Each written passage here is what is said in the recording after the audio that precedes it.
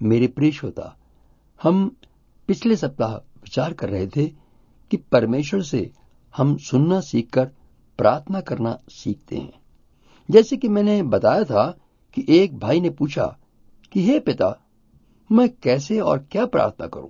प्रभु यीशु के चेलों ने भी जब यीशु को देखा कि उनके जीवन का मुख्य भाग था प्रार्थना करना, तो सीखने की इच्छा प्रकट की। और ये तो हमारे लिए नमूना है कि एक परमेश्वर के विश्वासी के जीवन का मुख्य भाग प्रार्थना होनी चाहिए, क्योंकि प्रार्थना अदृश्य और परम पवित्र परमेश्वर के साथ संगति करना है। अनंत ब्रह्मांड की सारी सामर्थ प्रार्थना के लिए मुकर्रर की हुई है और सारी आशीषों का आधार कारण यही है। हमारे जीवन का सामर्थ का भेद यही है। परमेश्वर ने हमें एक सफल जरिया दिया है जिससे कि हम परमेश्वर से एकदम मिलकर सामर्थ हिम्मत प्राप्त कर सकते हैं। आशीषों की भरपूर बारिश भी इसी पर आधारित है, लेकिन ये परमेश्वर की दी हुई पवित्र आत्मा ही हमारे लिए भागीरथ काम आसान कर सकती है। जैसे मैंने पिछली बार चेतावनी भी दी थी कि प्रार्थना का एक फार्मूला सीखकर, रटी रटाई बोलना सीखकर हम बिना सामर्थ की प्रार्थना के फंदे में भटक जाते हैं। भावनाओं से प्रार्थना का दिल बनाना धोखे में फंसना है।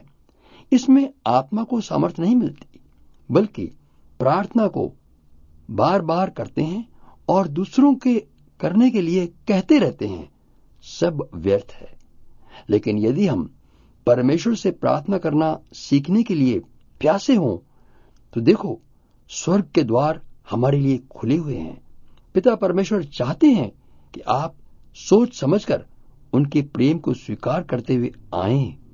मशीनी रोबोट की तरह या अंधविश्वास के साथ आना परमेश्वर को मंजूर नहीं है कि हम गुलाम या कठपुतली समझें अपने आप को, क्योंकि ऐसा करके हम परमेश्वर की महान सृष्टि मानव को तुच्छ कह रहे हैं।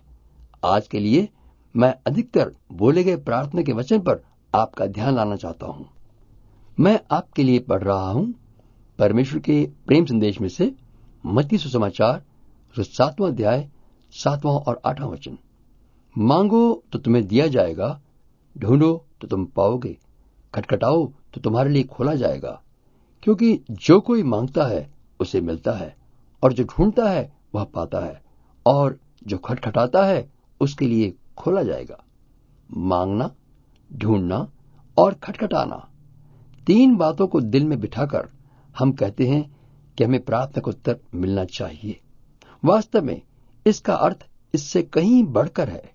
मांगने का मतलब वरदान या आशीषों की इच्छा व्यक्त करना, लेकिन दिया जाएगा तभी जब देने वाला होगा। ढूंढो तो जरूर मिलेगा।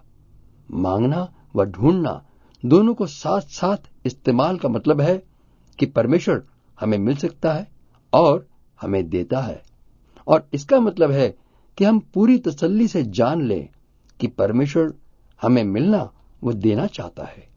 लेकिन साथ ही तीसरा शब्द भी दिया है, खटखटाने के लिए।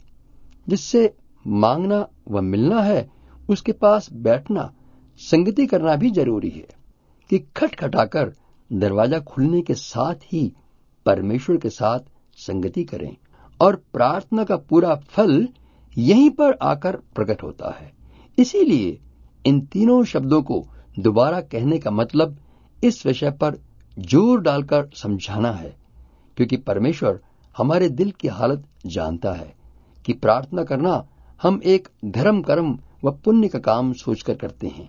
हमें आशा नहीं होती, विश्वास नहीं होता कि जब हम प्रार्थना कर रहे हैं तो परमेश्वर इसका उत्तर भी देंगे। हमारी इस दशा को परमेश्वर भली भांति समझते हैं कि हम सोचते हैं आधे मन से मांगने वाले के लिए आत्मिक तौर पर प्रार्थना करना व उत्तर पाना मुश्किल होगा। इसीलिए प्रार्थना की सामर्थ को हमारे दिल की गहराई में परमेश्वर बिठा देना चाहते हैं कि हम सीख जाएं कि प्रार्थना एक बड़ा सामर्थी हथियार हमें परमेश्वर ने ही दिया है। वचन और आत्मा के बिना सिखाए हमारी प्रार्थना निरर्थक रहती है। वचन व आत्मा से ही हम प्रार्थना के लिए सही तरह बढ़ पाते हैं और अवश्य उसका उत्तर पाते हैं। हमारी प्रार्थना को ठीक तरह से करने का सबूत उसका जवाब मिल जाना है। इसके लिए मात्र 2 शब्द नहीं बल्कि 3 शब्दों द्वारा काम यानी प्रार्थना पूरी होती है। मांगने व ढूंढने की तरह खटखटाना व खुलना भी उतना ही जरूरी है, क्योंकि यह काम संगति के लिए है। प्रभु यीशु का वादा है कि पिता हमारी प्रार्थना का उत्तर देना चाहते हैं ताकि हमें भरपूर आनंद मिले, ताकि हम परमेश्वर के साथ अपनी रिश्तेदारी को पहचाने और उसकी संगति के लिए हमें प्यास रहे। जब जवाब नहीं मिलता तो ये सोचकर चुप बैठ जाना गलत होगा कि पिता की इच्छा नहीं कि हम निराश होकर बैठें, दिल को तसल्ली दे लें कि बस ये प्रार्थना ठीक नहीं थी, बल्कि हम उसके संगति में बैठकर सीखें कि हमारी प्रार्थना किस प्रकार से गलत थी। वचन द्वारा हम सीखें कि प्रार्थना का विषय या उसके पीछे हमारा इरादा, मंसूबा या योजना क्या है। प्रभु की पाठशाला में प्रार्थना का विषय प्रमुख है। परमेश्वर चाहता है कि हम प्रार्थना के विषय को भली भांति जान लें, क्योंकि हर मांगने वाला पाता है। यदि हमने प्रार्थना की पर उत्तर नहीं पाया तो इसका मतलब हमने पिता परमेश्वर से प्रार्थना करनी नहीं सीखी। इसीलिए प्रभु यीशु ने बड़े साधारण शब्दों में कहा कि हरेक जो मांगता है पाता है। इस साधारण भाषा में बिना शर्तों के कहने का बड़ा गहरा अर्थ है। हम बुद्धिजीवी अपनी समझ से इन शब्दों के अर्थ को कमजोर न कर दें। जब स्वर्गिक बातें हम सुनकर समझ नहीं पाते तो उनको झूठा न ठहरा दें। जो परमेश्वर के वचन को दिल में स्वीकार करता है उसे परमेश्वर उसका अर्थ भी स्वयं समझाता है। यदि सवाल या परेशानियां आती हैं तो वचन ग्रहण किए बिना उन सवालों को खत्म मत कर दें, बल्कि उस सवाल को भी परमेश्वर के हाथों में सौंप दें। वही उन्हें सुलझाकर समझाएंगे। हमारा कर्तव्य है उनके वचन को, उनके वायदे को पूरी तरह स्वीकार कर लें, विश्वास करें। आइए प्रार्थना करें।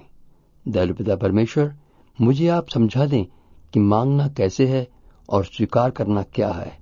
मैं इसके लिए अपने आप को आपके हाथों में सौंपता हूं कि मुझे प्रार्थना सिखा दें। प्रभु यीशु के मधुर नाम में आमीन।